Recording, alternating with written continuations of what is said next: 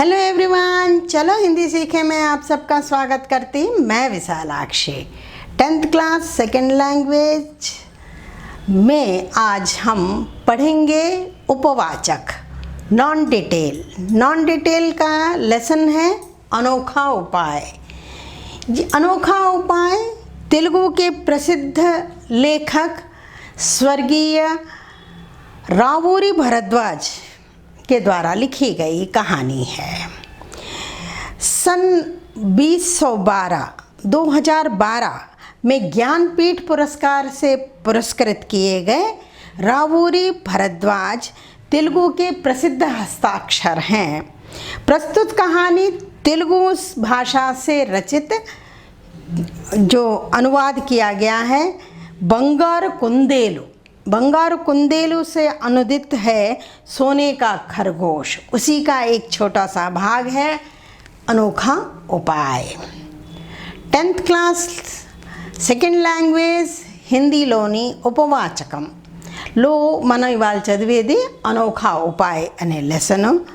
ఇది స్వర్గీయ రావూరి భరద్వాజ్, ఆయన తెలుగు ప్రసిద్ధ లేఖకుడు. ఆయనకి 2012లో జ్ఞానపీఠ పురస్కారం కూడా సమ్మానించారు. ఆయన రాసిన బంగారు కుందేలు దాన్నే ట్రాన్స్లేట్ చేశారు హిందీలోని సోనే కా ఖర్గోష్ అని. ఆ కథనే హిందీలోంచి మళ్ళీ నేను మీకు చదివి తెలుగులో ఎక్స్ప్లెయిన్ చేస్తాను. अनोखा उपाय। कई साल पहले की बात है। एक राज्य था जिसका नाम हरितनगर था। हरितनगर का राजा कुमार वर्मा था। वह एक अच्छा शासक था। कुमार वर्मा के शासनकाल में राज्य हरा भरा रहता था, लेकिन एक समय ऐसा आया राज्य की सारी फसलें सूख गईं, तालाब गड्ढे सूख गए। केवल 2 ही जीव नदियाँ बची थीं जो छोटी छोटी नहरें बन गई थीं. ఎన్నో ఏళ్ల క్రితం సంగతి. ఒక రాజ్యం, దాని పేరు హరితనగర్ రాజ్యానికి రాజుగారు కుమార్ వర్మ. ఆయన మంచి పరిపాలకుడు. కుమార్ వర్మ శాసనకాలంలోని రాజ్యం చాలా పచ్చగా ఉండేది. అందరూ చాలా సంతోషంగా ఉంటుండేవారు. కానీ ఒక సమయం వచ్చింది. అప్పుడు రాజ్యంలో ఉన్న పంటలన్నీ కూడా ఎండిపోయాయి. అక్కడ ఉన్న చెరువులు గుంటలు అన్నీ కూడా ఎండిపోయాయి. ఓన్లీ 2 జీవనదులు కూడా నదుల్లాగా కాకుండా చిన్న కాలువల్లాగా మారిపోయాయి. राज्य में पशुओं का चारा भी मिलना मुश्किल हो गया. कई किसान अपने अपने पालतू जानवर सस्ते दामों में बेचने लगे. ऐसी हालत में राजभंडार का अनाज प्रजा में बांट दिया जाने लगा. अड़ोस पड़ोस के राज्यों में अनाज उधार लिया जाने लगा. फिर भी राजा को भविष्य की चिंता सता रही थी. राजा उत्पन्न परिस्थितियों के बारे में गंभीर रूप से सोचने लगा, लेकिन इसका कोई हल नहीं सूझा. राजा के मन में ये सवाल उठ रहे थे कि अड़ोस पड़ोस के सभी राज्य हरे भरे हैं, वहाँ की प्रजा भी सुखी है, लेकिन न जाने इस राज्य में ऐसा क्या हो रहा होगा. क्या कारण हो सकता है? इस समस्या का हल कैसे किया जा सकता है? రాజ్యంలో కరువు వచ్చేటప్పటికి అక్కడ పశువులకు కూడా తినటానికి ఏమీ దొరకటం లేదు.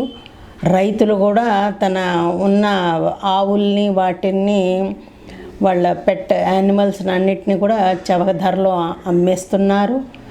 అలాంటి సమయంలోని రాజభండార్ నుంచి ప్రజలకి ధాన్యాల్ని పంచుతున్నారు. తర్వాత ఇరుగు పొరుగు రాజ్యాల నుంచి కూడా ధాన్యాన్ని అప్పుగా తీసుకొచ్చి అందరికీ ప్రజలకి ఇస్తున్నారు. కానీ రాజుగారికి భవిష్య గురించి చింత వచ్చిందనమాట. ఆయన వరి అయ్యటం మొదలుపెట్టారు. ఈ బాబాయ్ ఇలాంటి పరిస్థితుల్లో ఎలా అవుతుంది అని. రాజా ఉత్పన్న పరిస్థితిలోని గంభీరంగా ఆలోచించాడు. ఏం చెయ్యాలి? కానీ ఆయనకి సమస్యకి ఏది సమాధానం దొరకలేదు. రాజుగారు మనసులో ఎన్నో రకాల ప్రశ్నలు వచ్చాయి. ఏంటి, ఇరుగు పొరుగు రాజ్యాలన్నీ కూడా పచ్చగా ఉన్నాయి, అవి ఎంతో సుఖ సంతోషాలతో ఉంటున్నాయి, అక్కడ ప్రజలు కూడా చాలా ఆనందంగా ఉన్నారు. మరి మన రాజ్యానికి ఇలాంటి ఎందుకు జరుగుతున్నది? ఏ కారణం వలన మన రాజ్యానికి కరువు వచ్చింది, అన్ని పంటలన్నీ కూడా ఎండిపోయాయి, ఏమిటి చేయాలి, ఈ సమస్యకి సమాధానం ఎలా తెలుస్తుంది అని राजा कुमार वर्मा ने इस समस्या के हल की चर्चा के लिए कई बुद्धिमानों, हाजिर जवाबदारों और विद्वानों को बुलाया। चर्चा में कुछ विद्वानों ने बताया, हे महाराज, भूलें कई तरह की होती हैं। कुछ भूलें सरलता से पहचानी जाती हैं, कुछ पहचानी नहीं जाती।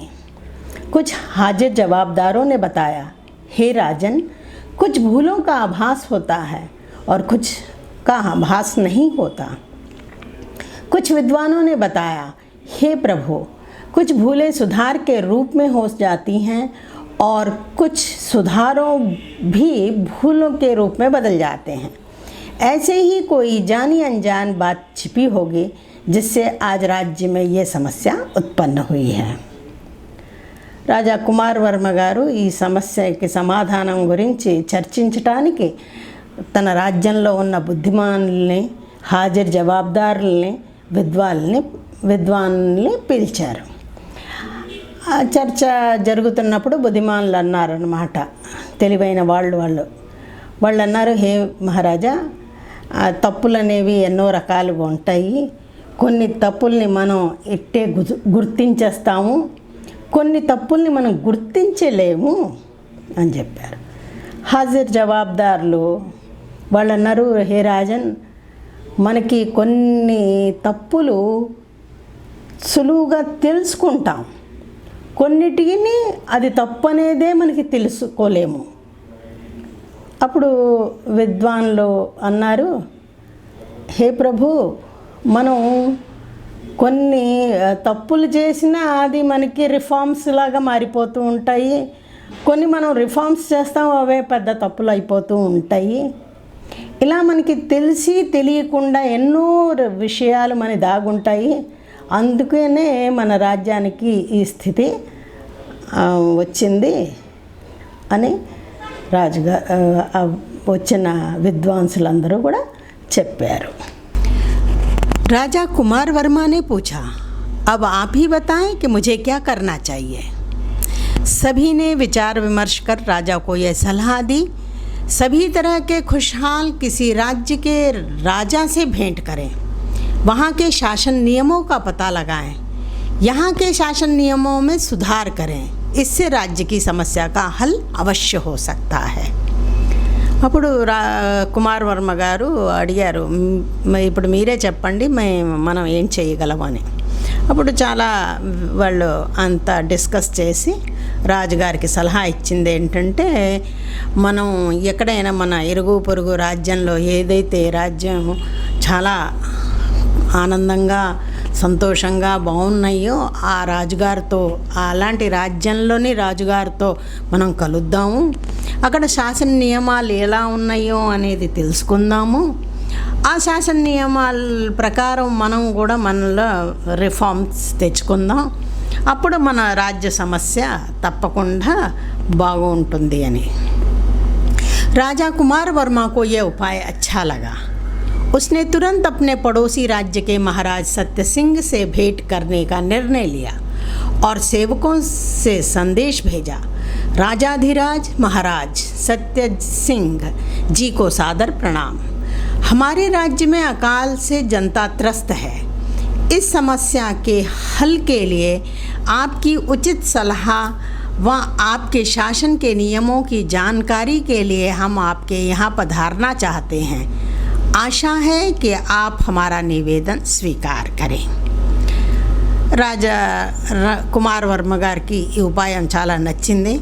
వెంటనే తన పక్క రాజ్యంలో ఉన్న మహారాజా సత్యసింగ్ని కలవడానికి నిర్ణయించుకున్నారు. సేవకుల ద్వారా సందేశం పంపించారు. అంటే, రాజాధిరాజా, మీకు చాలా సాదర ప్రణామం, మా రాజ్యంలో కరువు కాటకం వచ్చేసింది, దీంతో ఏమో ప్రజలందరూ కూడా చాలా బాధపడుతున్నారు, ఈ సమస్యని సమాధానం గురించి మీరేమైనా ఉచిత సలహా ఇస్తారేమోనని మీ రాజ్యంలో ఎలాంటి నియమాలు నియమాలు ఉన్నాయో అవన్నీ నాకు తెలుసుకోవాలని కోరికగా ఉంది. అందుకనే నేను మీ దగ్గరికి వద్దామని అనుకుంటున్నాను. మీరు నేను నివేదించిన దాన్ని స్వీకరిస్తారని ఆశిస్తున్నాను అని. महाराज सत्य सिंह ने अपने संदेश में लिखा, आप और हम पड़ोसी राजा हैं। किसी भी समस्या में एक दूसरे का हाथ बांटना हमारा कर्तव्य है। हमारे राज्य में आपका हार्दिक स्वागत है। आप हमारे आदरणीय अतिथि हैं। अतिथि के रूप में आपका सत्कार करने का सौभाग्य हमें मिल रहा है। इसके लिए हम कृतज्ञ हैं। మహారాజా సత్యసింగ్ సందేశాన్ని పంపించారు. మీరు మా పొరుగు రాజ్యం రాజుగారు, మీకు ఏ సమస్య వచ్చినా కూడా మనం చేదోడు వాదోడుగా ఉండాలి, అది మన కర్తవ్యం. మీ రాజ్యం మీరు రావడం నాకు ఎంతో ఆనందమైంది, సంతోషం. హార్దిక స్వాగతం మీకు. మీరు మాకు ఆదరణీయ అతిథి రూపంలో మిమ్మల్ని సత్కరించే సౌభాగ్యం నాకు ఉన్నందుకు నేను చాలా కృతజ్ఞుడిని అని ఆయన జవాబుగా పంపించారు. इस प्रत्युत्तर के पढ़ते ही राजा कुमार वर्मा को अपने राज्य की समस्या का हल करने का कुछ हद तक उपाय मिल गया था। फिर भी राजा स्वयं पड़ोसी राज्य के राजा से भेंट करना चाहते थे।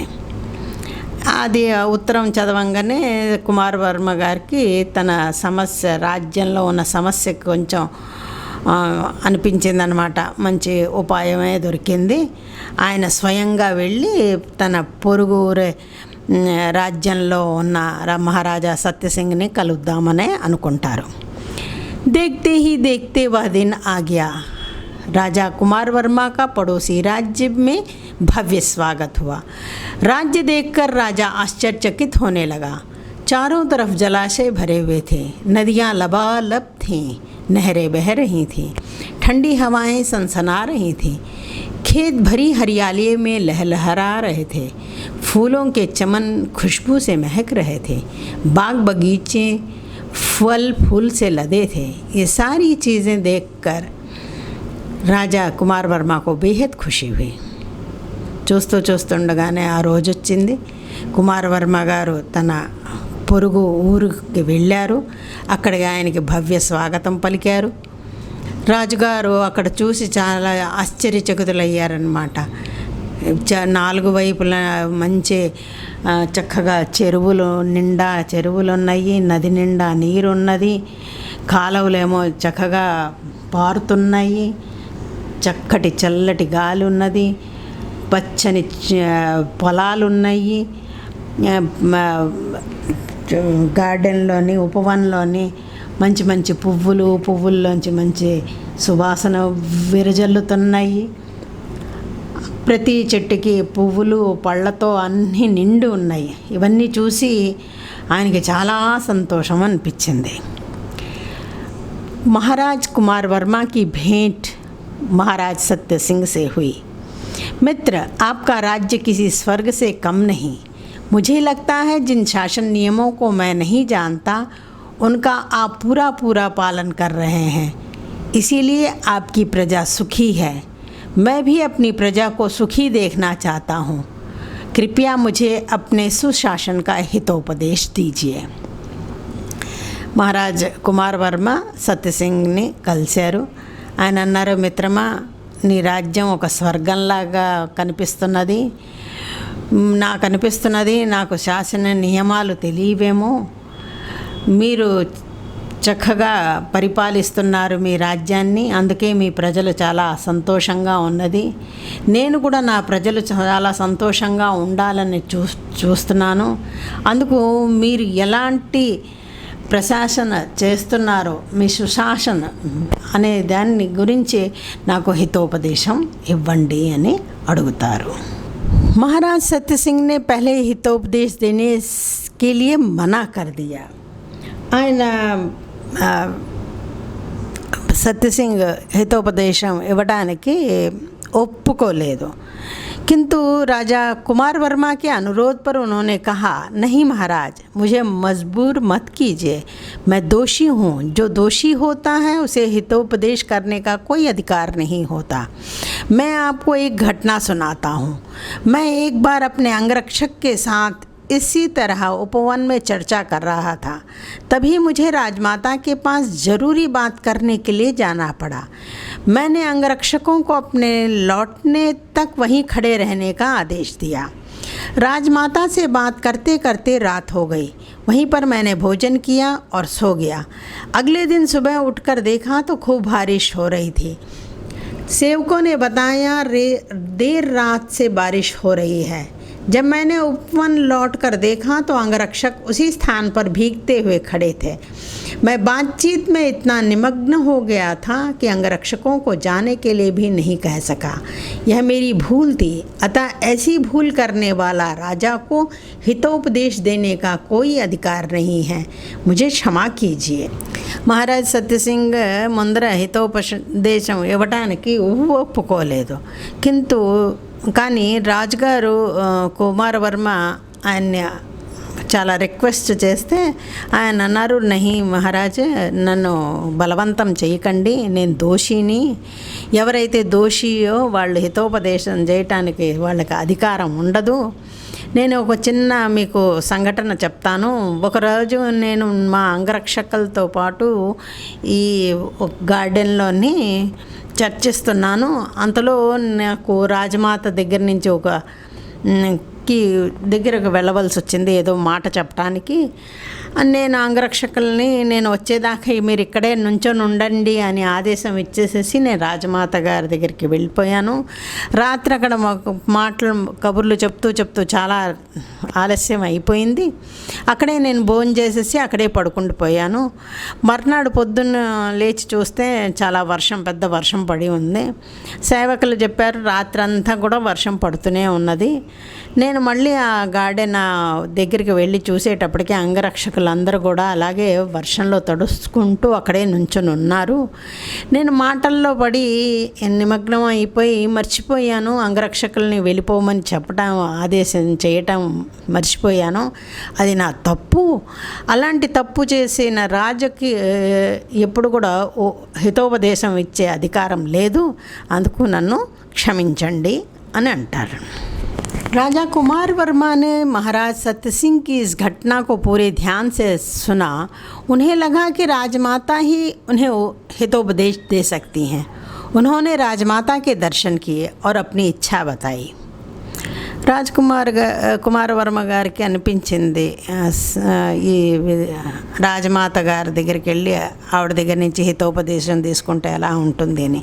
అందుకు రాజమాత గారి దర్శనం తీసుకొని అతని కోరిక అక్కడ చెప్పారు. पुत्र, सच कहूँ तो मैं भी दोषी हूँ। एक बार मेरे पुत्र ने अपनी पत्नी के लिए सुंदर जेवर बनाए। मेरे मन में जेवर के प्रति लालच पैदा हो गया। यदि मैं अपने पुत्र या बहू से जेवर मांगती तो वे कभी मना नहीं करते। एक राजमाता का जेवरों के प्रति आकर्षण होना दोष है और किसी दूसरे की वस्तु के प्रति लालच करना सबसे बड़ा दोष है। అప్పుడు రాజమాత గారు అన్నారు, పుత్ర, నిజం చెప్పాలంటే నేను కూడా దోషిని. నేను కూడా ఒకసారి మా అబ్బాయి తన భార్యకి మంచి నగలు చేయించాడు. ఆ నగలను చూసి నాకు మనసులో అనిపించింది అవి నా దగ్గర ఉంటే ఎంతో బాగుంటుందని కోరిక అనిపించింది. కానీ తర్వాత నా కొడుకుని అడిగినా కోడల్ని అడిగినా ఆ నగలు నాకు ఇస్తారు, వాళ్ళు కాదనరు. కానీ నేను ఒక రాజమాత అయ్యి ఉండి ఇతరుల వస్తువుల మీద వాళ్ళ నగల మీద నేను ఆకర్షణ చూపించటం అదొక మంచిది కాదు. ఇంకోళ్ళ వస్తువుల మీద మనకి మమకారం పెట్టుకోవటం అనేది మంచిది కాదు. అందుకని నేను కూడా ఒక దోషిని, నేను కూడా తప్పు చేశాను కాబట్టి నాకు కూడా హితోపదేశం చేసే అధికారం లేదని రాజమాత గారు అంటారు. రాజా కుమార్ వర్మ ఆశ్చర్య में पड़ गया। बाद में राजगुरु से भेंट की और उनसे उपदेश के लिए निवेदन किया। రాజా కుమార్ వర్మ గారికి చాలా ఆశ్చర్యం వేసింది.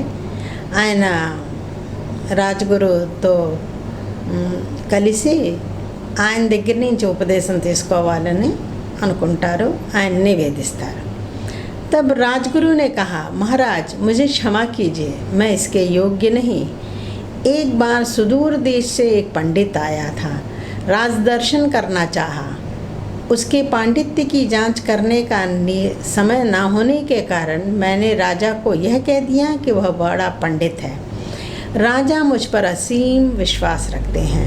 उन्होंने पंडित को ढेर सारा इनाम दिया. आगे चलकर मुझे पता चला वह पंडित केवल औसत था. मेरे आलस के कारण मैं राजा को उचित सलाह ना दे सका. ऐसी भूल करने वाला मैं हितोपदेश के योग्य नहीं समझता. రాజగురు అన్నారు, మహారాజా నన్ను క్షమించండి, నేను దీనికి యోగ్యుణ్ణి కాను. ఒకసారి సుదూర దేశం నుంచి ఒక పండితుడు వచ్చాడు, రాజదర్శన చేసుకోవాలని అనుకున్నాడు.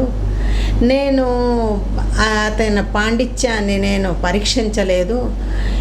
తర్వాత చేయకుండా రాజుగారికి కబురు పంపాను, ఆయన చాలా పెద్ద పండితుడని. రాజుగారికి నా మీద చాలా ఎక్కువ విశ్వాసం ఎక్కువ ఉంటుంది. అందుకనే ఆయన ఆ పండితుడికి చాలా ఎక్కువ ఇనాములన్నీ ఇచ్చేసి పంపించేశారు. తర్వాత నాకు తెలిసింది ఏంటంటే ఆ పండితుడు మామూలు యావరేజ్, అతనికి పెద్ద పాండిత్యం ఏమీ లేదు అని. నా బద్ధకం, ఆలస్యం అంటే బద్ధకం వలన నేనేమో రాజుగారికి కరెక్ట్ అయిన సలహా ఇవ్వలేకపోయాను, అది నా తప్పు. అందుకు నేను కూడా హితోపదేశం చేసే యోగ్యుడిని నేను కాను అని రాజగురు అంటారు. राजा कुमार वर्मा बड़ी सोच में पड़ गया. इन 3 घटनाओं में उसे यह सीख मिली कि हमें छोटी से छोटी भूल भी नहीं करनी चाहिए. यदि हमसे कोई भूल हो तो उसे तुरंत सुधार लेना चाहिए. राजा ने इस सीख का पालन किया और कुछ ही दिनों में उनका राज्य खुशहाल बन गया. రాజుగారు అది ఆలోచించారు. తర్వాత ఆయనకి ఈ 3 సంఘటనలతో ఆయనకి ఒక లెసన్ లాగా తెలిసిందనమాట. మనం ఏదైనా కూడా చిన్న కన్నా చిన్న తప్పు కూడా చెయ్యకూడదు. ఏదైనా చిన్న తప్పు అయినప్పటికీ వెంటనే దాన్ని మనం సరిదిద్దుకోవాలి. అలా సరిదిద్దుకుంటేనే, చిన్న తప్పు అని మనం వదిలేస్తే అదే పెద్ద తప్పు కింద మారిపోతుంది. రాజుగారు ఈ పాఠాన్ని, అతనికి ఏదైతే అనుభవం అయిందో దాన్ని పాటించటం మొదలుపెట్టారు. తర్వాత నుంచి కొన్నాళ్ళకే వాళ్ళ రాజ్యం కూడా సుఖంగా ఉండటం మొదలుపెట్టింది. తో ఏ థీ హమారీ కహానీ అనోఖా ఉపాయ్. సో మనకేం తెలిసింది ఈ కథ ద్వారా? ఎప్పుడు కూడా మనం తప్పు చేస్తే, తప్పు అనేది మానవ సహజం, తప్పులు చేస్తూనే ఉంటాం, చిన్నదైనా పెద్దదైనా. ఏ తప్పైనా వెంటనే మనం దాన్ని సరిదిద్దుకోవాలి. సరిదిద్దుకుంటేనే మనం సంతోషంగా, ఆనందంగా తర్వాత లైఫ్లో సక్సెస్ అవుతూ ఉంటాం అన్నమాట. సో దాన్ని ఎప్పుడు కూడా మనం మర్చిపోకూడదు. भूल होती ही रहती हैं, लेकिन उसको तुरंत हमें सुधार लेना चाहिए. भूल को अगर हम सुधार लेते हैं तो हम जो हैं सदा खुश रहेंगे. ये है इस कहानी का सार. आपको पसंद आया ना कहानी? तो ऐसे ही अच्छे वीडियो के साथ मैं आपके सामने आती रहूँगी. अगर आपको मेरे वीडियोस अच्छे लगते हैं उसे लाइक कीजिए, अपने दोस्तों के साथ शेयर कीजिए, और अभी तक अगर मेरे चैनल को सब्सक्राइब नहीं किया है तो प्लीज़ सब्सक्राइब कीजिए और बेल आइकन को दबाना मत भूलिए ताकि नोटिफिकेशन आपको तुरंत मिल सके. धन्यवाद.